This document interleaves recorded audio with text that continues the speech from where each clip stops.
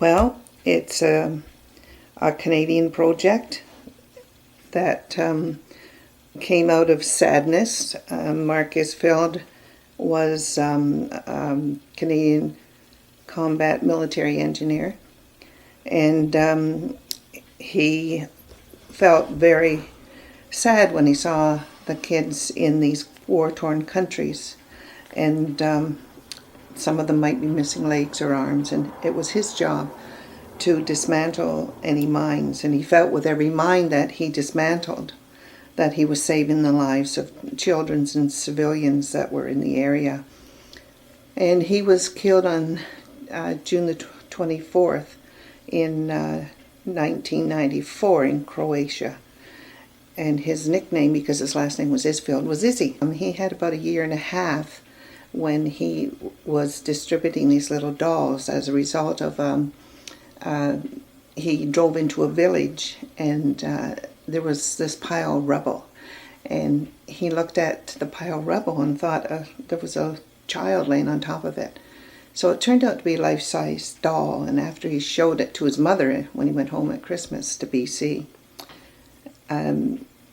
he felt so bad that a child had lost this little doll. So she wanted to make him feel better, and she started experimenting and making these little 6-inch dolls that he would give to the children, and he carried them in his pockets. That's why they were made small. And that was about a year and a half, and then he was killed. So at that time, his troop asked his mother if they would continue making the dolls because they wanted to give them out in Mark's memory, and they named them Izzy Dolls.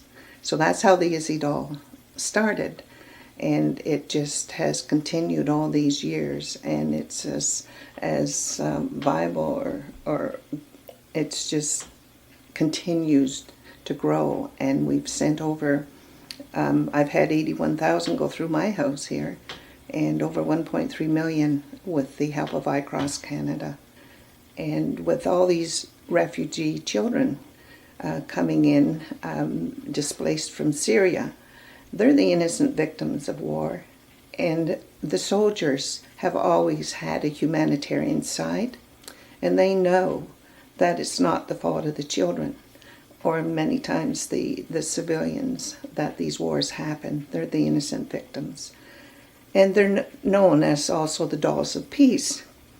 So I just felt that it would be a great project and a great gift when these little children are arriving in Canada, having been moving around so long and displaced from their own country, that these little dolls of peace could be given to the children for comfort as they arrive in Canada.